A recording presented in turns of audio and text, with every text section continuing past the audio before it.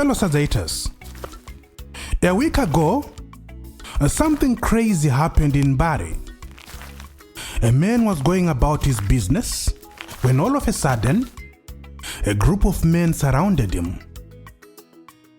They grabbed him, bundled him away, and took him to Mbare police station.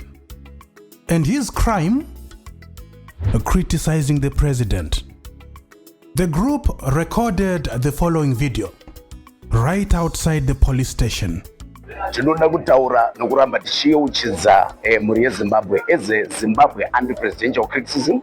Tanga tichita basa panzvimbo yeMbare ZRP base.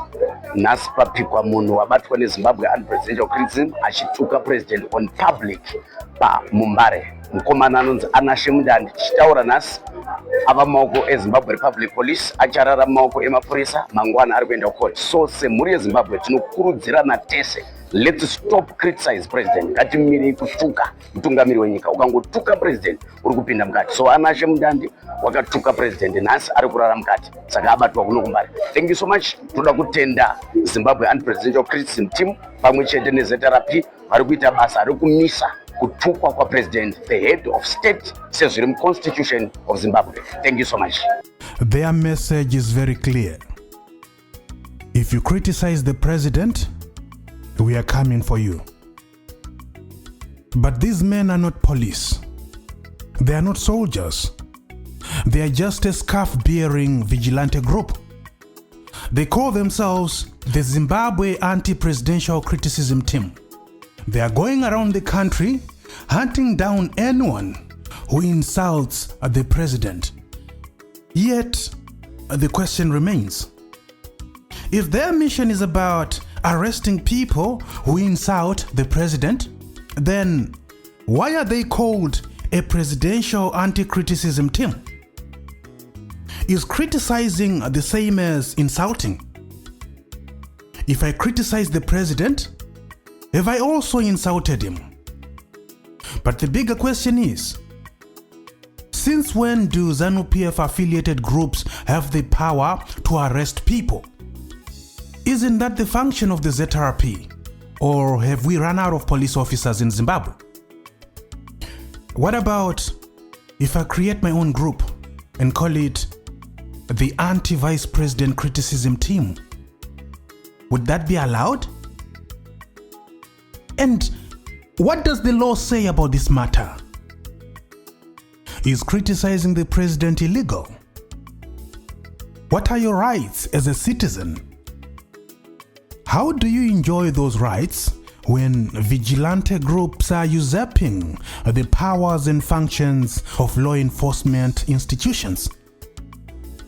Well, fellow Sazaitors, slay queens and bingers, socialites, papalites, wasinamalites, warikudya rice, never sinama rights. Welcome to the special report.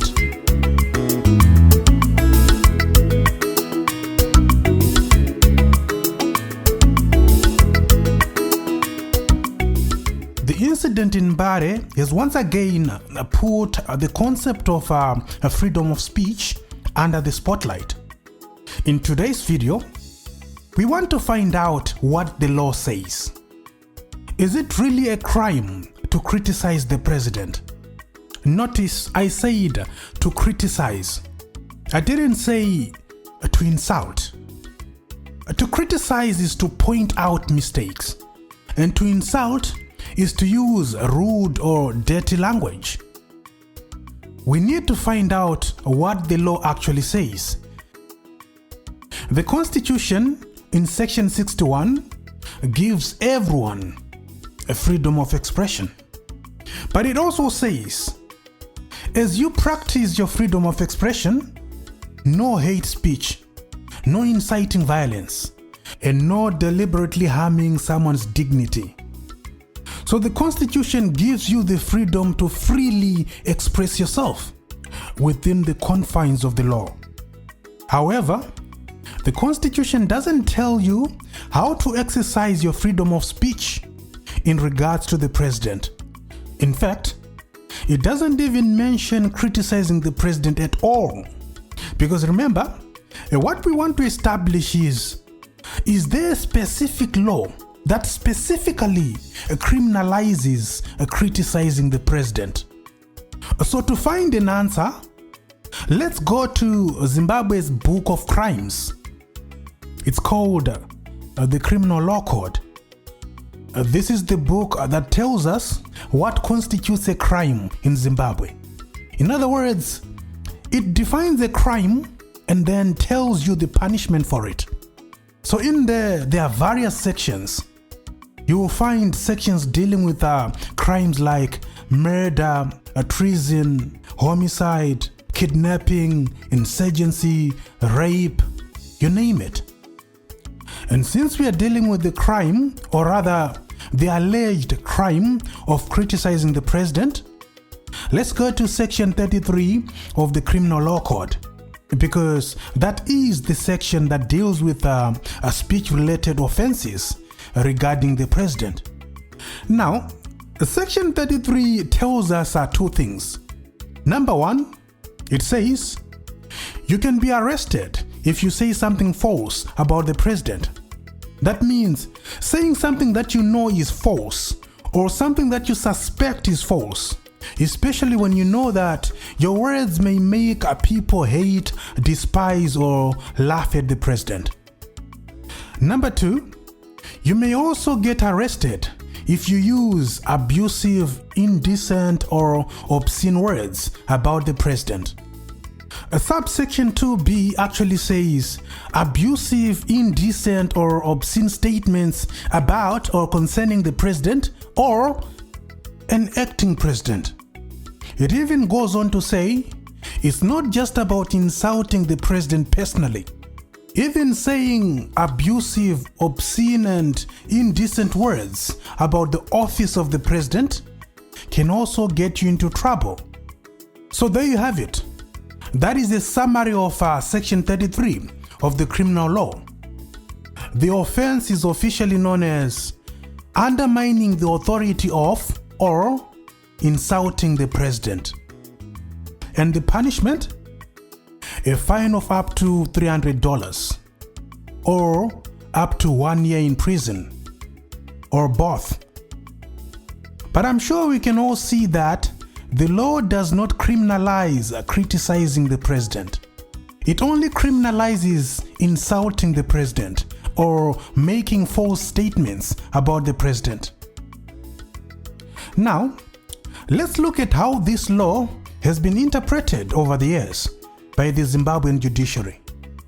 In 2009, Douglas Munzora called Robert Mugabe a goblin, Chikwambo.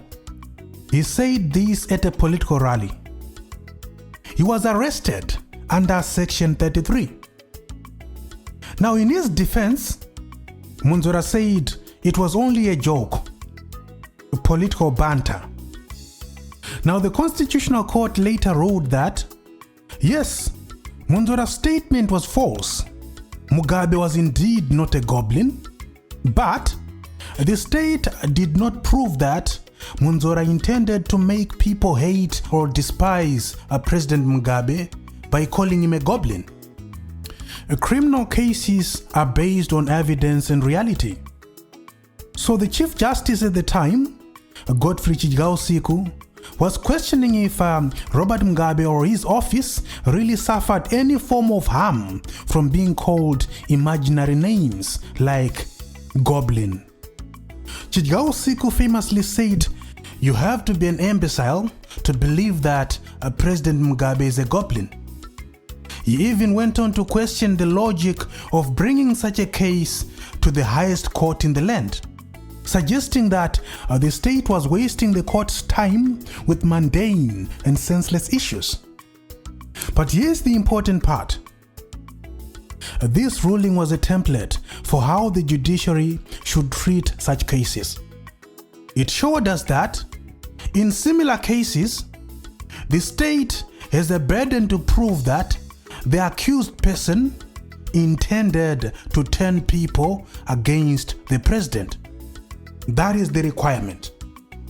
So the Munzera case shows us how the law should be interpreted versus how it is mostly interpreted in real life.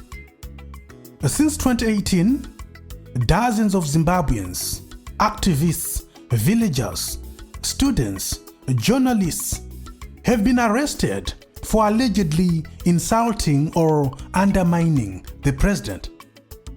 People are charged simply for blaming the president for corruption or hardship.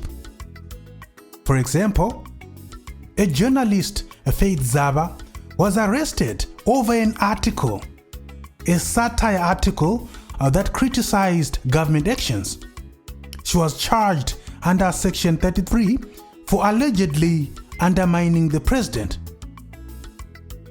Faith was later granted bail due to health concerns, but even though cases like these are sometimes withdrawn, the arrest itself sends a warning. In many cases, the arrest becomes the punishment. As I said before, there is often a deliberate conflation between legitimate criticism and insults. In practice, simply criticizing the president can get you arrested on the grounds that you have insulted him. And the most distressing part is that even when the courts eventually say you are not guilty, the arrest itself becomes the real punishment. And in politically sensitive cases, bail is routinely denied and trials are deliberately prolonged, sometimes dragging on for months. During this time, the accused is remanded in prison and denied bail. By the time the courts say you are innocent, you have already spent time behind bars. The process becomes the punishment, regardless of the eventual verdict. So the question is no longer what the law says. The question is, who controls what is enforced?